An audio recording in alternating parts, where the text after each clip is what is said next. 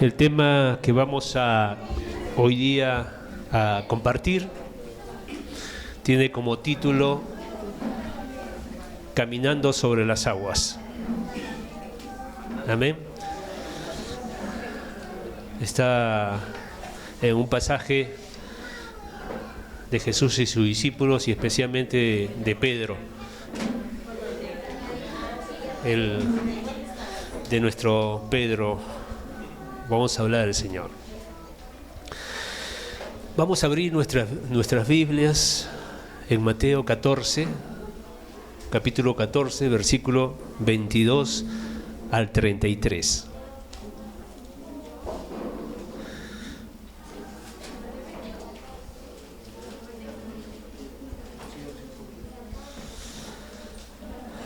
Qué tremendo es ser caminar sobre las aguas, ¿no? ¿Te gustaría, Daniel, caminar sobre las aguas? Bueno,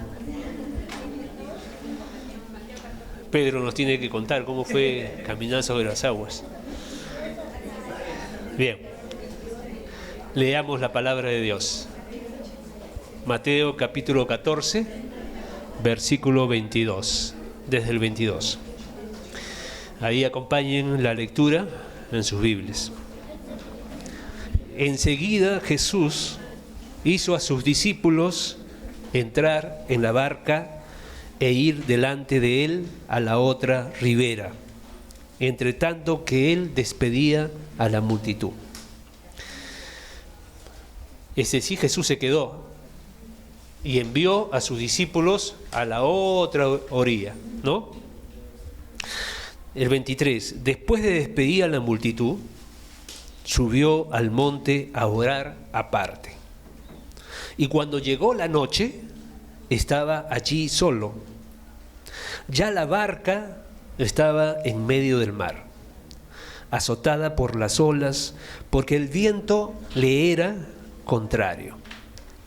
Pero la cuarta vigilia de la noche, Jesús fue a ellos andando en el mar, sobre el mar. Los discípulos, viéndolo andar sobre el mar, se turbaron, diciendo, un fantasma, y gritaron de miedo, pero enseguida Jesús les habló diciendo, tened ánimo, soy yo, no temáis. Entonces Pedro le respondió y le dijo, Señor, si eres tú, manda que yo vaya a ti sobre las aguas. Y él dijo, ven. Y descendiendo Pedro de la barca, andaba sobre las aguas para ir a Jesús. Pero al ver el fuerte viento, tuvo miedo y comenzó a hundirse. Entonces gritó, Señor, sálvame. Al momento, al instante, ¿no? ¿Se entiende? Al momento Jesús, extendiendo la mano, lo sostuvo y le dijo, hombre de poca fe, ¿por qué dudaste? En cuanto ellos subieron a la barca, se calmó el viento. Entonces los que estaban en la barca se acercaron y lo adoraron, diciendo, verdaderamente eres Hijo de Dios. Vamos a orar. Señor, nosotros creemos que tú estás entre nosotros. Pedimos que tu Espíritu nos dé espíritu de sabiduría y de revelación para entender, para comprender tu palabra y para que podamos aplicar tu palabra a nuestra vida. Nuestro deseo es servirte a ti, Señor, y ofrecer nuestro corazón, ofrecer nuestra fuerza, ofrecer todo lo de nosotros. Te pedimos, Padre, en el nombre de Jesús, que tu palabra sea aplicada en nosotros, para que nos parezcamos cada día más a Jesús. En el nombre de Jesús, amén. ¿Quiénes han estado alguna vez, creo que tú, Walter, ¿no? ¿Alguna vez han estado en un mar embravecido? ¿Ah? También Enrique, navegando, ¿no es cierto? Yo tuve una experiencia, no como la de ustedes, porque sé que lo de ustedes es en mar abierto, ¿no? En alta mar.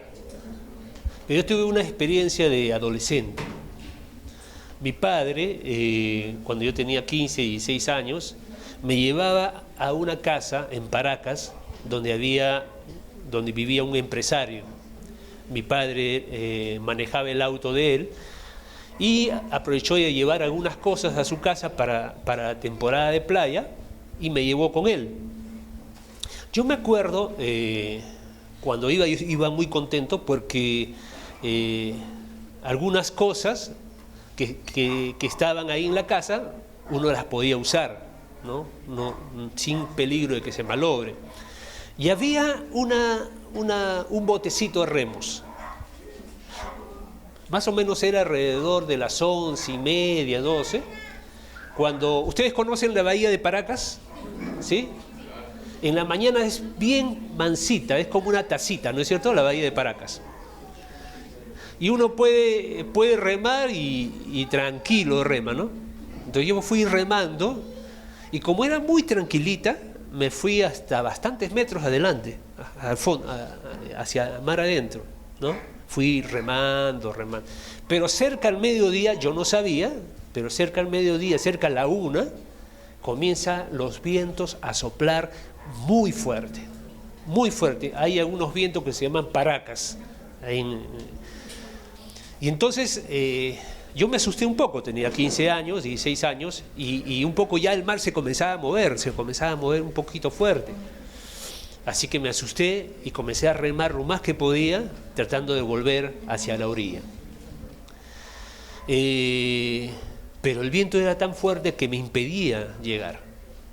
Así que cansado tuve que dejar un poco, tratar de mantenerme en el lugar para no alejarme, pero no podía ir hacia la orilla hasta que en un momento amainó el viento, ¿no? Un poco, no es que se fue, sino que cesó un poco su fuerza. Y aproveché y fui y llegué, pero extenuado, a la orilla, ¿no? En el mar es mucho, multiplicado por muchas veces. Es muy difícil a veces nadar en contra de las olas, de la corriente. Además que ahí en el mar sube y baja con fuerza. Pero eso me hizo reflexionar, ahora que ya uno está en el Señor, que muchas veces nosotros tenemos vientos opuestos a nuestro transcurrir, a nuestro caminar por la vida, que a veces nos hacen también tener miedo. Y acá, como los discípulos, vemos que ellos trataron de controlar la barca, pero les costaba muchísimo poderlo hacer. Y eso, imagínense, una vez hablando con Walter, me acuerdo que una vez estábamos en su auto y él me contaba algunas cosas, y hay veces en que tú estás en alta mar y no hay luna. ¿Cómo es cuando no hay luna? Todo es negro, casi no se ve nada. Y si el cielo está encapotado, o sea, está tapado, peor. Yo me imagino a estos discípulos en medio de esa tempestad, tratando de dominar el barco, que es como si fuera tratando de que nuestra vida transcurra por los problemas que pasamos, ¿no? Todo oscuro, con vientos fuertes, con el agua metiéndose a la barca. Me imagino la desesperación que estos discípulos debieron pasar. Entonces, nosotros en la vida enfrentamos vientos que son muy peligrosos. Y quiero decirte que ninguno de nosotros es inmune a pasar por tempestades. Dios ya lo dijo, en el mundo tendréis aflicción. O sea, de seguro vamos a tener. No es algo ajeno. Todo discípulo, por más santo que sea, va a pasar por tempestades. No somos inmunes a ellas, hermanos. Entonces, hay dificultades en la palabra de Dios. Las tempestades vienen a ser esas circunstancias difíciles que agotan tus fuerzas, aquellas que te dan miedo, aquellas que atemorizan. Hay circunstancias difíciles que muchas veces van a surgir en nuestra vida sin avisar.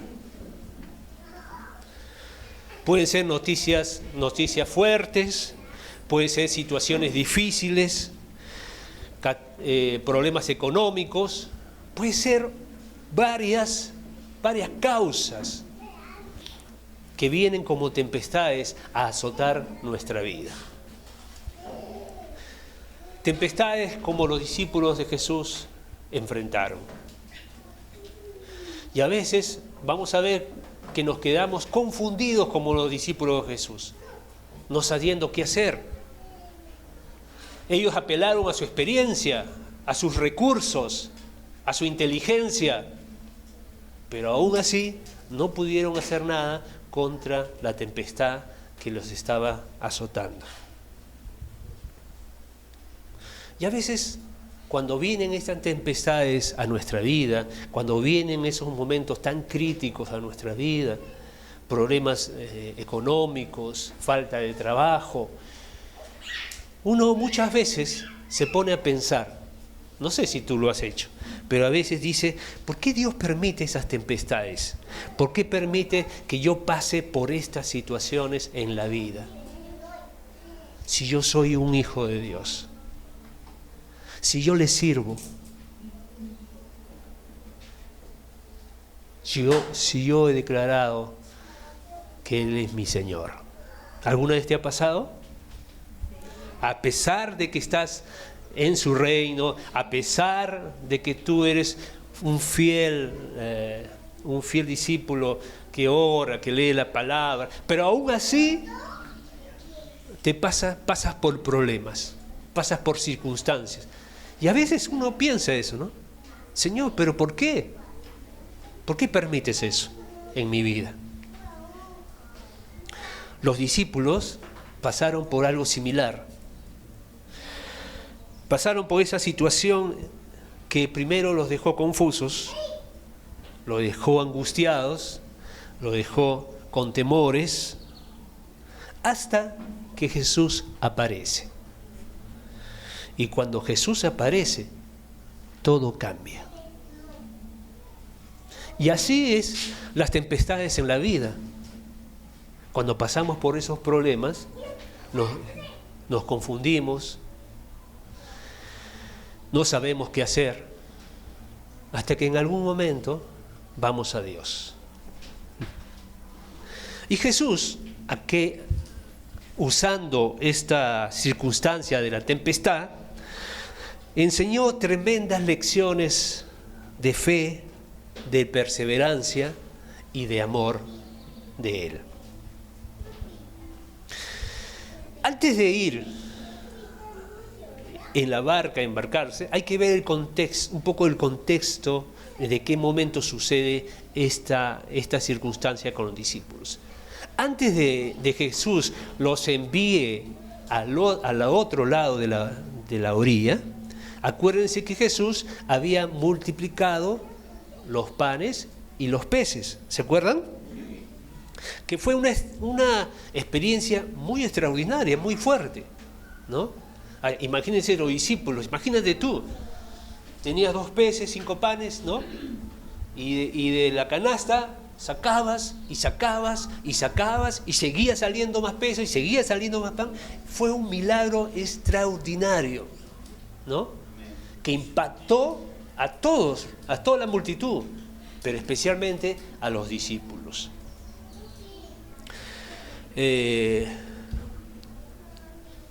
Yo me imagino que cuando esa multitud vio ese milagro, tú dices, acá me quedo, ¿no? Con este hombre nunca voy a pasar hambre. Nunca me va a faltar nada. Porque si él ha hecho eso, elijamos ministro de Economía, ¿no?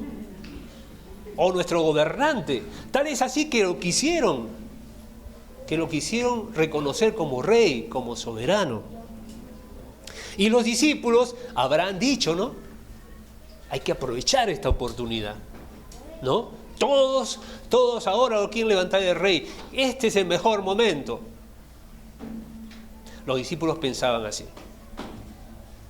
Pero Jesús, conociendo esto y conociendo de dónde venía y a dónde iba, y sabiendo el propósito por el cual vino aquí, Él les ordena, porque dice que los envía. Ese envía es una orden. Jesús los envía a la otra orilla. Y Jesús despide a la gente. Yo me imagino que Jesús, que en el momento en que lo querían reconocer como rey, como su rey, Jesús lo que hace es más bien despedir a la gente. Como alguien diga, vayan a sus casas, Dios los acompañe. Una cosa así. La cosa es que Dios no les dio oportunidad a los discípulos para pensar en ese detalle y aprovechar el momento, porque ese era el mejor momento de la fama de Jesús, ¿no? Algunos, si hubieran sido políticos, lo hubieran publicado por Facebook, por WhatsApp, lo hubieran propagado en la televisión, ¿no? Pero no, Jesús les dijo a los discípulos que vayan, entren en el barco y vayan para el otro lado a Capernaum. Eso, yo me imagino que a los discípulos les había traído una frustración, una decepción. Acuérdense que ellos tenían una idea equivocada del reino de Jesús, de que Jesús iba a reinar, ¿no?, con fuerza. Para los judíos, el Mesías era aquel que iba a venir con su ejército, que iba a derrocar al dictador, al tirano que estaba sobre ellos. Para ellos, ese era el Mesías que iba a venir. Muy distinto a Jesús. Entonces Jesús los envía al otro lado. Jesús tenía una identidad muy definida. Jesús sabía muy bien el propósito del Padre. Y su destino de Jesús era la cruz. Era la cruz. Jesús siempre fue el único plan que tenía el Padre para la humanidad. Jesús sabía que la gente quería proclamarlo como rey, mas ese no era el propósito de Dios. Jesús rechaza toda gloria humana. Él dice, gloria no recibo de los hombres. Él rechaza toda gloria humana. Y en ese momento que lo querían tomar para hacerlo rey, en ese momento Él decide irse a orar. Yo me imagino la tentación, ¿no? La tentación. Acuérdense de Satanás cuando lo tienta a Jesús. Le ofrece los reinos de este mundo, ¿no? O sea, en otras palabras, a Jesús, te hago rey, ¿para qué tienes que ir a la cruz si yo te ofrezco el reinado? La tentación está fuerte, ¿no? Me evita ir a la cruz, me evita pasar por todo lo que voy a pasar, por todos los dolores que voy a pasar. Y acá viene de nuevo la tentación. La tentación es que me quieren reconocer el rey, entonces, si yo he nacido para ser el rey, entonces acá aprovecho. Qué tentación que pasó Jesús. Y en ese momento de crisis, en un momento de la lucha que puede haber en uno, Él decide ir a orar. Y orar, Él se fue al monte a orar. Orar en el monte es una actitud de corazón. Es esa actitud cuando nosotros dejamos todo para ir a estar a solas con Dios. Ahí buscamos el rostro de Dios, buscamos su dirección, buscamos la intimidad con Él, en el relacionamiento con Dios. Pero lo que más nos llama la atención es que Jesús deja todo. Deja la gloria que le ofrecían para ir a buscar la guía del Padre. ¿Cuál es nuestra reacción a la hora que pasamos por crisis? ¿Cuál es nuestra reacción a la hora que pasamos por dificultades? A la hora que hay aflicción. ¿Cuál es nuestra reacción, hermanos? ¿Será como la de Jesús, ir a orar? ¿O será que confiamos en nuestros recursos, en nuestra persona, hasta en los hermanos, pero no vamos a orar, no vamos a buscar el rostro del Señor? Hay algunos hermanos que hasta llaman a su coyuntura: hermano, ¿puedes orar por mí? Haz una oración poderosa por mí. Y está bien que hagamos eso. Pero Dios desea que luego nosotros entremos en comunión íntima con Él. No nos olvidemos que las coyunturas tienen que señalar a Jesús, al discípulo, ¿no?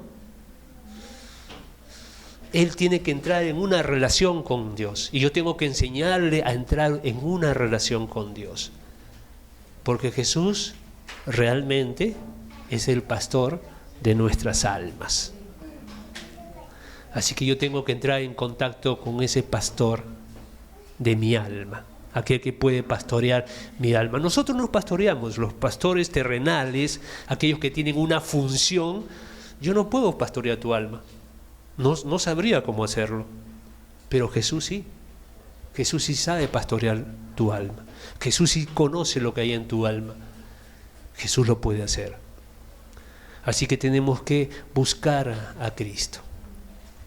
Vuelvo a preguntar, ¿qué haces cuando pasas por un problema? ¿Buscas al Padre, buscas a Dios en oración? O quizás comenzamos a reclamar, ¿no? Como en algún momento dije, ¿no? ¿Por qué me ocurre esto? ¿Acaso no soy tu hijo? ¿Por qué permites que estas circunstancias vengan a mi vida? ¿Cómo reaccionamos? Jesús nos está dando un ejemplo, mostrando que en la hora de la aflicción, en la hora de la tentación, en la hora de la amenaza, el mejor y único lugar es estar con el Padre, con el Señor. ¿Por qué? Porque del trono de Dios viene el perfecto socorro. ¿Amén? De ahí viene tu socorro, de ahí viene tu ayuda, del trono de Dios. Y en el texto que estamos viendo, nos muestra también la orden de Jesús, cuando le dice a los discípulos que se vayan para la otra orilla. ¿Jesús sabía que iban a enfrentar una tempestad? ¿Jesús sabía que los discípulos iban a enfrentar una tempestad? ¿Sabía o no sabía? Sabía que ellos iban a pasar. ¿Y por qué Jesús los manda para que pasen por una tempestad? Claro, un propósito, tenía propósito. Pero se dan cuenta que Jesús sabe lo que estamos pasando o lo que vamos a pasar. Pero el Señor muchas veces tiene propósitos que nosotros no sabemos, que nosotros no conocemos, que en el momento de la angustia no nos damos cuenta qué es lo que quiere el Señor. Pero lo que nos muestra es que el Señor sabe muy bien lo que tú estás pasando. ¿Amén? ¿Está bien? ¿Conoce lo que tú pasas? Amén, amén. Entonces viene una pregunta, ¿no? Si Jesús dice que me ama, que nos ama, ¿cómo nos envía en medio de la tempestad? Sería una pregunta que esos discípulos deberían seguro haberse hecho. ¿Cómo nos envía? Hermanos, es mejor pasar por una tempestad pero en la voluntad de Dios, que estar en bonanza, que tener tranquilidad, pero no estando en la voluntad de Dios. Amén.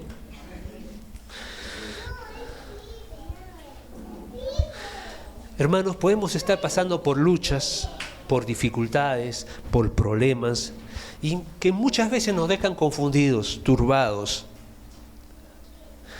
Como dije, viene el pensamiento: ¿por qué estoy pasando por esto? ¿Acaso Dios no es un Dios de amor? ¿Acaso Dios no es un Dios que siempre hace el bien? ¿Por qué permite que yo pase esto? Y yo te quiero decir que vale la pena obedecer a Jesús. Esos discípulos obedecieron a Jesús a pesar de que iban a pasar por las tempestades. Vale la pena obedecer a Cristo, porque nosotros no podemos entender nada de lo que acontece. Pero Jesús sí sabe, y Jesús sabía el milagro que también Él iba a hacer. Hermanos, su providencia nunca nos va a faltar. Su provisión nunca nos va a faltar. Porque Él continúa sentado en el trono, gobernando y teniendo todo bajo su control. Así que ese es nuestro Señor y reina sobre todas las cosas. Quizás tú hayas venido con tu corazón con aflicciones, confundido. Quizás estás pasando por una crisis económica y quizás estás preguntándote, quizás estés pasando por un problema de relación o quizás un problema contigo mismo. Quizás te ves y no estás contento con lo que ves, con tu carácter.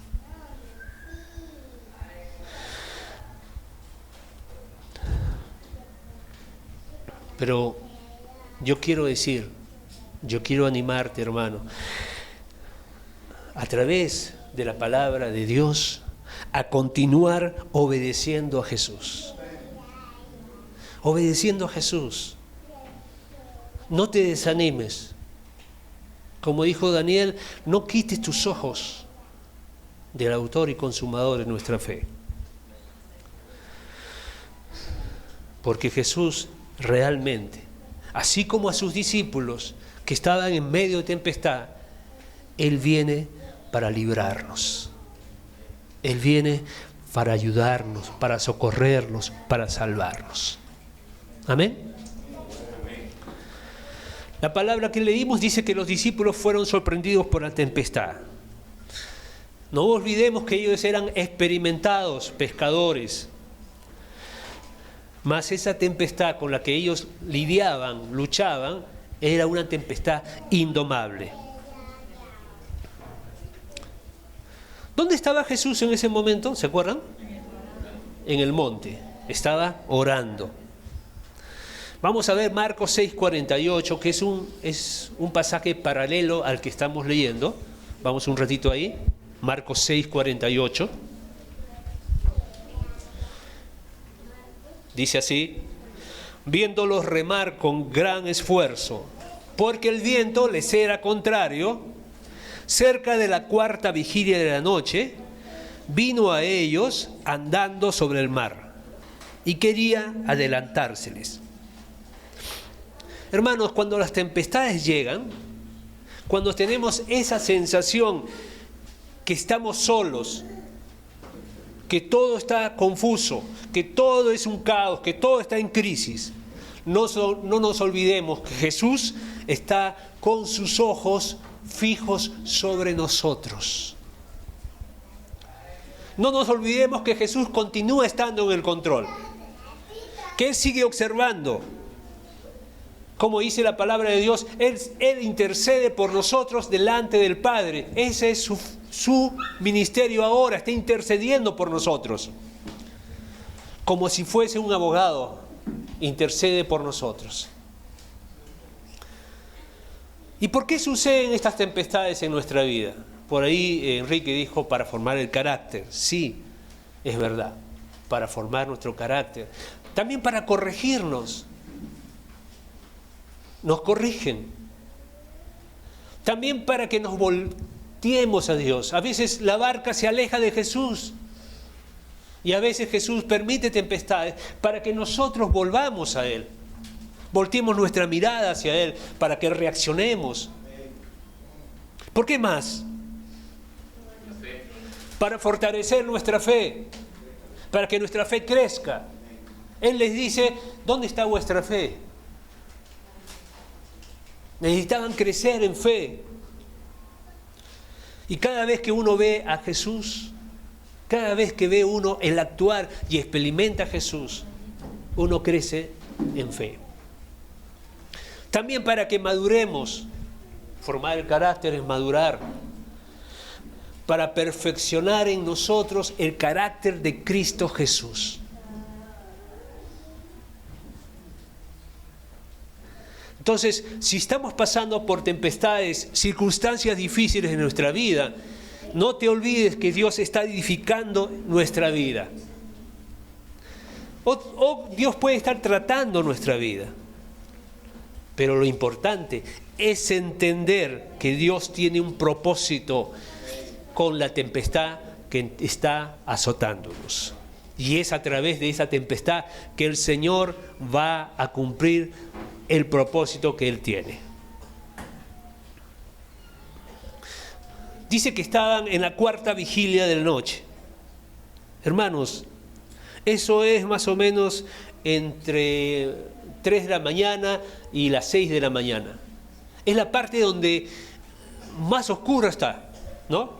Es la parte más oscura de la noche. Y ahí estaban los discípulos. No es algo fácil. Si te pones a revisar bien el texto, ellos pasaron 9 horas en esa situación. 9 horas luchando con la tempestad.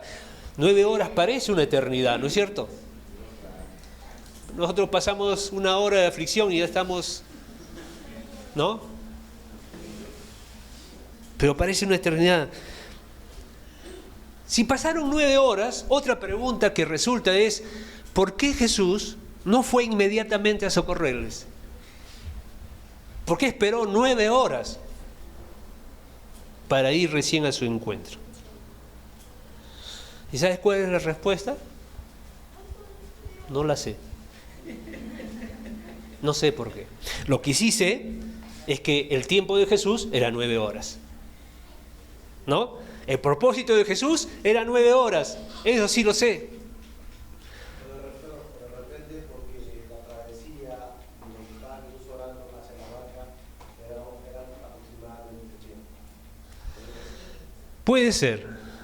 Puede ser, pero creo que ese 9 horas es el tiempo de Dios, ¿no? Ustedes saben que hay 2 tiempos. El cronos, en el griego llama cronos, que es el tiempo natural, y el kairos, que es el tiempo perfecto de Dios. Y ese tiempo era el tiempo de Dios que Él necesitaba o quería para esos discípulos. ¿Por qué digo esto? Porque a veces nosotros pasamos por circunstancias, por problemas, por caos, crisis, ¿no? Y no vemos la hora de la liberación. No vemos la hora, y es más, a veces nos parece que dura mucho más de lo que queríamos que dure una. Pero Dios, hay un dicho que dice, Dios tarda, pero llega, ¿no? No olvida, pero hay otro que dice, Dios tarda, pero llega al final. Y acá no tarda ni llega. Él viene en el momento exacto. Él viene en el momento preciso. En ese momento viene para liberarnos, para salvarnos. Amén. Entonces, hay que entender que Dios actúa en su tiempo y no en nuestro tiempo. Versículo 26 que hemos leído dice, los discípulos viendo andar sobre el mar se turbaron diciendo, ¡un fantasma! Y gritaron de miedo. Hermanos, ¿sabes que el miedo nos impide ver a Jesús? Jesús estaba caminando sobre las aguas dirigiéndose al barco. Entre las 3 y 6 de la mañana, era el momento de más oscuridad. Había vientos, lluvias, olas, todo golpeaba. Y ven a Jesús viniendo hacia ellos y gritan: ¡es un fantasma! ¿Y qué es lo que Jesús hace? ¿Qué es lo que hace Jesús? ¿No? Porque lo confundieron con Gasparín, ¿no? Nunca había visto a nadie caminar sobre las aguas. Sí. Así es, nunca habían visto, por eso pensaban que... ¿Pero qué hace Jesús? ¿Calma la tormenta o calma a los discípulos? ¿Qué hace Jesús? ¿Ah?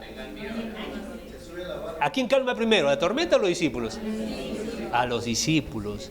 Jesús les dice: tened buen ánimo, soy yo. No temáis, le dice, ¿no?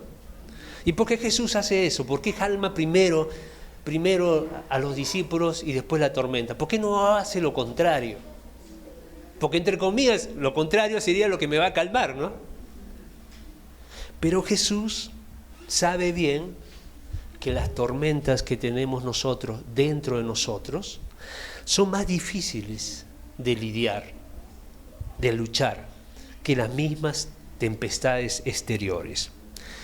Los conflictos emocionales que tenemos son más complicados que aquellos conflictos o circunstancias externas que pasamos. Por eso Jesús primero calma a los discípulos. Y si nosotros hoy que hemos venido aquí, venimos desanimados por el problema que enfrentamos, por las circunstancias que enfrentamos, por esas tempestades de la vida que azotan nuestra vida, hoy ese mismo Jesús te está diciendo: ten buen ánimo, no temas, yo soy. Amén. ¿Y quién es Jesús? Rey de reyes, Señor de señores, soberano, control de todas las cosas, majestad. Es aquel que calma la tempestad, es aquel que tiene todo en sus manos, tiene todo bajo su control. Ese es Jesús. Es el mismo que te está diciendo: ten ánimo, no temas, yo estoy contigo, yo estoy en control de todas las cosas. Es el mismo Jesús. La palabra dice que Jesús es el mismo de ayer, hoy y siempre. Ese mismo Jesús que estaba con los discípulos, hoy está contigo, hoy está aquí con nosotros. Y Él está, tú que estás pasando por una situación, Él te está diciendo: anímate, estoy contigo, no tengas miedo. Amén.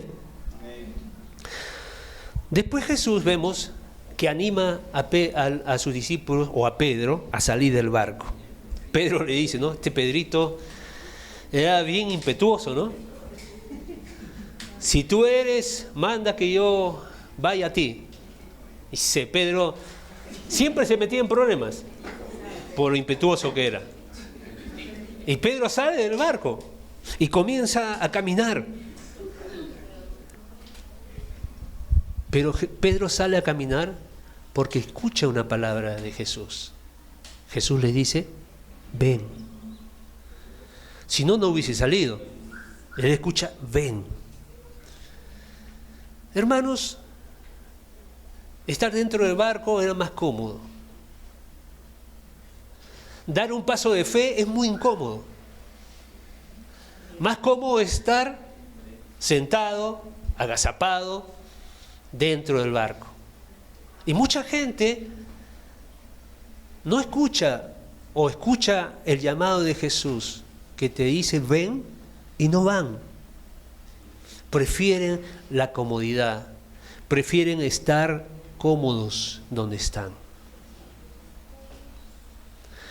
Pero Pedro, en un acto de fe, creyendo al Señor, él saca un pie fuera del barco y comienza a andar.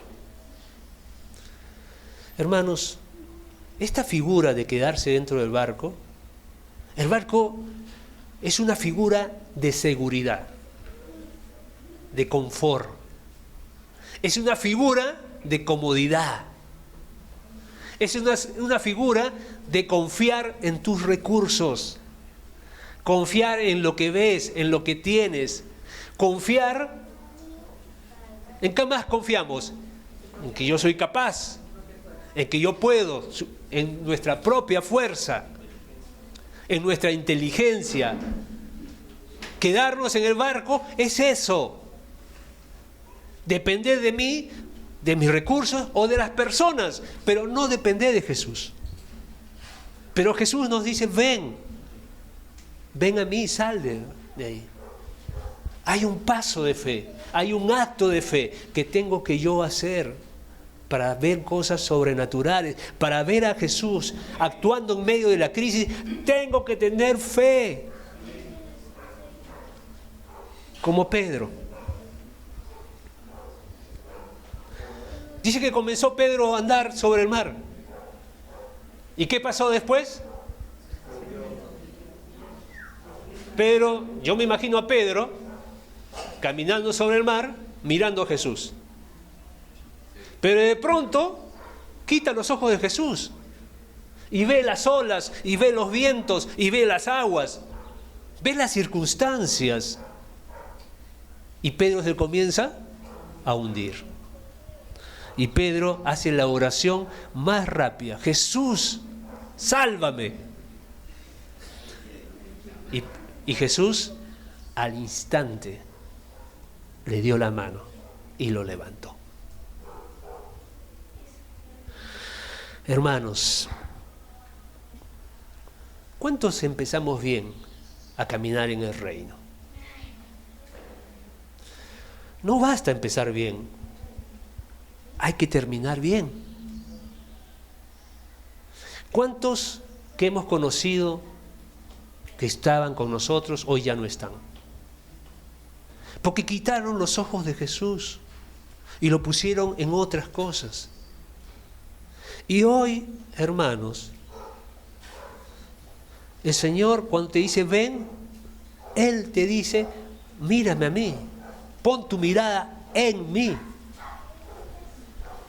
Todas las veces que nosotros comenzamos a quitar la mirada de Jesús, nos hundimos en nuestras circunstancias, nos hundimos en nuestros problemas, nos hundimos en medio de tantas cosas que nos pasan cuando quitamos los ojos de Jesús. Y no nos damos cuenta que Jesús está ahí, está con nosotros, está ahí con nosotros. Pero no está para condenarnos, no está para oprimirnos. Él no manda las tempestades para destruirnos, Él no permite esas tempestades para que muramos, para que nos destruyan. Él tiene propósito, hermanos. En ese momento que pasamos por circunstancias difíciles, ten la seguridad que la mano de Jesús está allí. La mano de Jesús, su brazo fuerte, está ahí para rescatarte, para salvarte, para colocarte como a Pedro dentro del barco, ¿no? Porque lo lleva dentro del barco. Y no solamente eso, sino entra con Pedro al barco.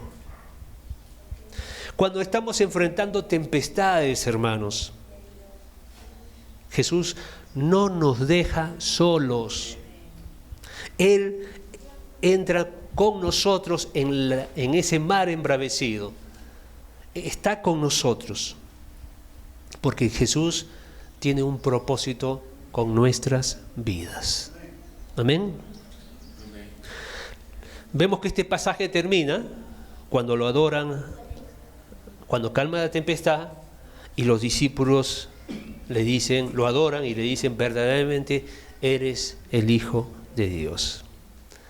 Ellos sabían, ellos eran judíos, sabían, conocían que Dios abrió el mar rojo, conocían que Dios paró el sol, conocían que Dios permitió que Josué pasara por lugar seco en medio del Jordán. Y este mismo Jesús es el que ahora mandaba cesar los vientos, la tempestad. Entonces no les quedaba duda, este Jesús es aquel Mesías que ellos esperaban. Hermanos, ese mismo Jesús está aquí. Ese mismo Jesús está con nosotros. Ese mismo Jesús está para extender su mano y traer liberación. Está para sanar, está para liberar, está para calmar tempestades, está para rescatarnos del pecado. No te olvides que Él murió por nosotros. Ese Jesús que dio su vida por nosotros, ese Jesús es el que ahora te ofrece su mano para rescatarte de aquello que estás pasando. Él viene para rescatar nuestras vidas, no solamente la de nosotros, sino de todo aquel que clama, que invoca su nombre. Así que, hermanos, yo quiero animarte en esta mañana y decirte que no estás solo, que tienes a un abogado, que tienes a un ayudador. ¿De dónde vendrá tu socorro?